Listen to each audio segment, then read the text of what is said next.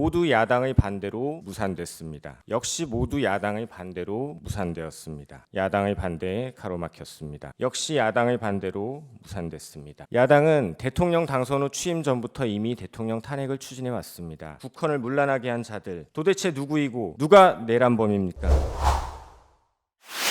피청구인 측에 우선 1시간 변론 기회를 드리겠습니다. 네, 이동찬 변호사입니다. 종합 의견을 대리인들이 주제별로 나누어 말씀드리겠습니다. 먼저 비상계엄 선포의 배경,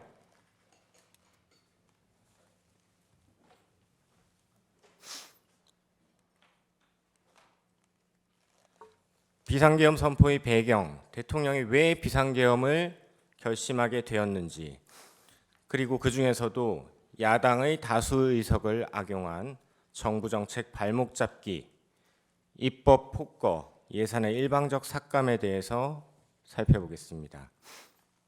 첫 번째, 야당의 정책 발목 잡기입니다. 대통령은 연금, 노동, 교육, 의료의 4대 개혁을 추진하였습니다. 우리 사회는 초고령에 직면했고 연금 개혁은 국민들 노후와 청년 미래가 걸린 시급한 핵심 과제입니다. 정부 여당은 기금 수익률 제고 등 개혁안을 제시하고 국회 연금개혁특위의 구성을 제안했지만 야당은 특위 구성조차 거부했습니다. 다음 노동개혁, 노사법치주의 확립을 원칙으로 노조원 고용세습 등 부당 채용 철폐, 노조회계 투명화 등 글로벌 스탠다드에 맞는 관행, 제도 선진화를 추진했지만 야당은 모두 반대했습니다.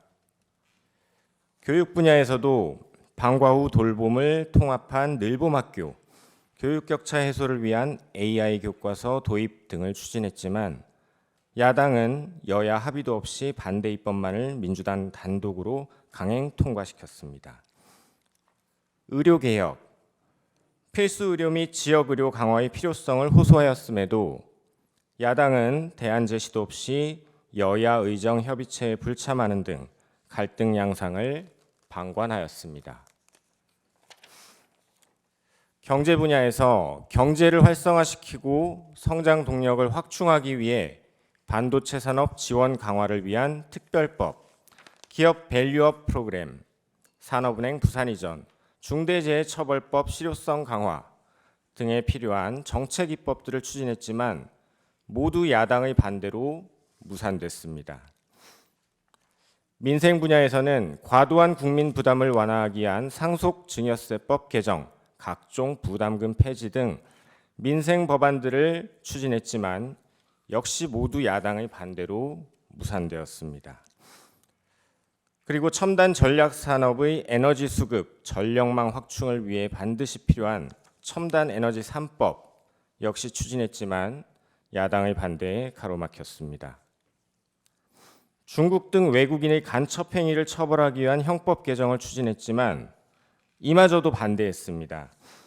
지방 소멸의 위기를 극복하고 지역 과학기술 산업의 발전을 통한 지역 경쟁력 강화를 추진했지만 모두 야당의 반대로 무산됐고 저출생 위기를 맞아 인구 전략기획부를 수립하고 신설하고 아이돌봄 지원을 확대하고자 했지만 역시 야당의 반대로 무산됐습니다.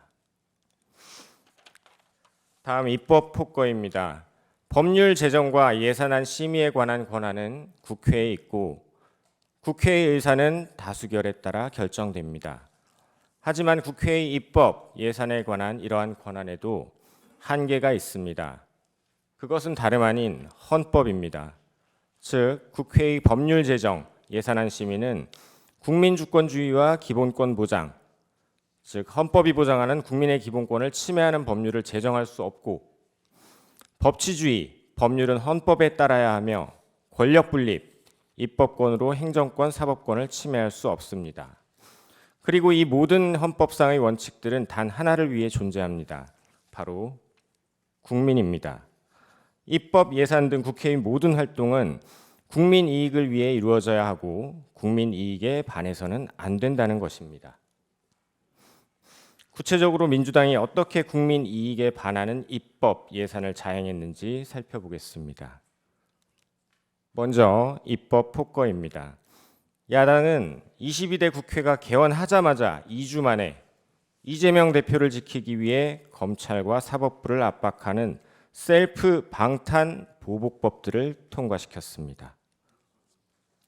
그 밖에도 이재명 대표에 대해 이미 진행되고 있는 수사를 방해하는 특검법들, 도대체 누구를 위한 법들인지 하나라도 우리 국민들을 위한 법이라고 말할 수 있을지 모르겠습니다. 5천만 대한민국 국민 중 단 한 사람을 위한 법들이었습니다. 그뿐만이 아닙니다. 시장 경제 질서를 무너뜨리고 노사 간 갈등을 격화시키고 노조로 방송을 장악하는 법들, 1인당 25만 원씩 퍼주겠다는 대표적인 포퓰리즘법, 자금 세탁을 조장하고 정부 예산은 발목 잡고 중국의 기술을 팔아넘기는 이 법들, 모두 그 위헌성이 크고 국익을 침해하는 법들임에도 야당은 계속 반복적으로 통과시켰습니다. 이에 대통령뿐만 아니라 한덕수 국무총리, 최상목 권한대행조차 거부할 수밖에 없었습니다. 다음 예산의 일방적 삭감에 대해 말씀드리겠습니다. 예산은 우리 국민들이 피땀으로 만든 돈입니다. 현재를 살아가는 우리 국민들, 우리 경제, 어려운 이웃, 대한민국의 미래, 우리 아이들을 위해 쓰여져야 합니다. 이와 같이 귀중한 예산을 우리 국민들을 위해 잘 쓰기 위해 대통령은 전국을 발로 뛰며 정책을 개발하고 그것으로 정부 편성 예산안이 마련되었습니다. 헌법 제54조에 따르면 예산안의 심의 확정권은 국회에 있지만 예산 편성권은 정부에 있습니다. 따라서 야당이 다수 의석을 악용하여 정부 여당과의 협의 없이 일방적으로 예산을 삭감, 단독 처리하는 것은 정부의 예산 편성권을 사실상 박탈하는 것이나 다름없습니다. 그런데 야당은 지난 12월 1일 정부의 핵심 예산을 4조 1천억 원 삭감, 단독 처리하였습니다. 헌정사상 초유의 일이었고 삭감한 예산들의 면면을 보면 경악을 금할 수 없습니다. 수사기관들의 수사에 필요한 예산을 전액 삭감하여 사회 안전을 위태롭게 했습니다. 중국과 북한으로부터 밀반입되어 학원가까지 퍼진 마약 수사를 어렵게 했습니다. 법무부, 감사원까지 보복성으로 예산을 대폭 삭감했습니다. 대통령 체포 구속에 조직의 명운을 걸고 범죄까지 저질렀던 공수처의 예산은 증액해 주었고 최근에는 민주당 의원이 공수처의 조직과 예산을 대폭 늘려주는 법안을 제출하기도 했습니다. 북한의 핵과 미사일, 대량 살상 무기에 대응하는 핵심 국방 예산을 사실상 전액 삭감하여 안보를 위기에 빠뜨렸습니다. 이는 우리 국민의 생명, 나아가 국가의 존립을 위태롭게 하는 이적 행위나 다름없습니다. 대왕고래 프로젝트 예산 사실상 전액 삭감, 산유국의 꿈이 물거품이 될 위기에 놓였습니다. 우리는 세계가 인정하는 원전 강국이고 원전 기술은 우리의 미래 먹거리 중 하나입니다. 그럼에도 불구하고 원전 수출의 필수적인 신기술 R&D 예산 90%를 삭감했습니다.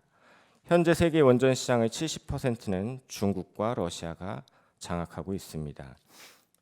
최근 방통위의 경우 예산 삭감으로 소송비가 없어 글로벌 대기업을 상대로 과징금 부과도 못하고 있습니다. 유류비가 없어 차량 운행을 못하고 운영비도 없어 방문객에게 차 한 잔 못 내주고 있다고 합니다. 얼마 전 국무총리 역시 이 법정에 나와 법무부 인사정보관리단 예산이 전액 삭감되어 사무실 청소도 각자 해결하고 화장실도 가까운 공원이나 다른 관공서에 가서 해결하는 등 정부 효율과 공직사회 사기가 매우 떨어지고 있다고 증언한 바 있습니다. 검찰 특활비를 전액 삭감하는 바람에 수사관들은 사비, 상금까지 털어 마약 수사를 하고 있다고 합니다. 이와 같이 무분별한 예산 삭감은 이미 현실로 다가와 부처별 업무 그리고 나아가 국정 운영에 심각한 문제들을 야기하고 있는 것입니다. 야당은 대통령 당선 후 취임 전부터 이미 대통령 탄핵을 추진해 왔습니다. 온갖 이재명 방탄법, 보복법, 위헌입법들을 자행하고 줄탄핵으로 일할 사람 모두 집에 보내고 대통령과 정부 여당이 추진하는 정책은 모조리 발목 잡고 예산은 일방적으로 삭감했습니다. 국정이 마비되지 않으면 오히려 이상할 정도였습니다. 홍장원의 수상한 메모나 곽종근의 오염된 진술, 병실 베드에 누워있는 조지호에 대한 수십 시간의 조사, 어쩌면 이런 것 따위는 필요 없었는지도 모르겠습니다. 그런데 마침 대통령이 비상계엄을 선포하니 이때다 싶어 내란이다, 얼른 탄핵시켜서 끌어내리고 이재명 대표 피선거권 박탈 전에 조기 대선 치르자. 이것이 현재 국회에서 절대 다수상을 차지하고 있는 민주당의 민낯입니다. 칸트는 모든 인간은 목적에 따라 행동한다고 했습니다. 야당의 입법, 예산과 관련된 일련의 폐악 행위에는 세 가지의 일관된 목적성을 발견할 수 있습니다. 첫째, 우리 국익을 침해한다는 점입니다. 민생 경제가 활성화되고 우리 기업들 사업 잘 되고 일자리 늘어나고 국익이 신장되면 대통령이 국정 운영을 못한다고 할 수 없을 테니 말입니다. 둘째, 반대로 우리 안보를 위협하고 우리 아이들에게 마약 팔고 우리 기술 탈취해가는 중국, 북한의 이익에 부합하는 일들이었습니다. 간첩들에 대해서는 수사조차 어렵게 하고 야당 대표는 유엔 안보리 제재를 위반하여 수백만 달러를 북한에 송금하기도 했습니다. 그리고 셋째, 국정 운영 마비시켜놓고 대통령을 빨리 야당 대표의 피선거권 박탈 전에 탄핵해서 끌어내리려는 목적에 부합하는 행동들이었습니다. 야당이 했던 예산, 입법, 탄핵 하나하나 국익에 반하는 것들 해놓고 그것이 진정 국민들을 위한 것이었다고 말할 수 있을지 모르겠습니다. 민주주의 다수결을 빙자한 민주주의 파괴, 야당의 입법 독재로 인한 권력 분립의 파괴, 이적 행위였습니다.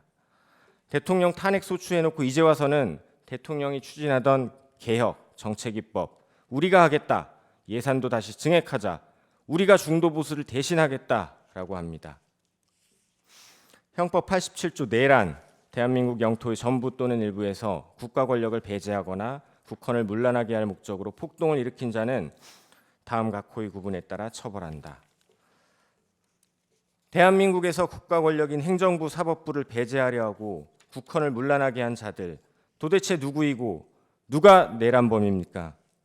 야당이 초래한 이 사태, 국가 위기 상태, 국가 비상 사태가 아니라고 말할 수 없을 것입니다. 이래놓고 야당은 진정으로 정부 여당과 대화할 생각이 있었다고, 대통령이 대화할 자세가 되어 있지 않았다고 어떻게 그렇게 말할 수 있는지 모르겠습니다. 12월 3일 밤 국무총리, 국무위원들은 정무적 부담, 경제 외교에 미칠 영향을 우려하고 걱정하고 반대하고 또 일부는 침묵했습니다. 하지만 그 누구도 다른 해법으로 대통령을 설득하지 못했습니다. 헌법 제66조 제2항 대통령은 국가의 독립, 영토의 보전, 국가의 계속성과 헌법을 수호할 책무를 진다. 대통령이 비상계엄을 결심한 이유입니다.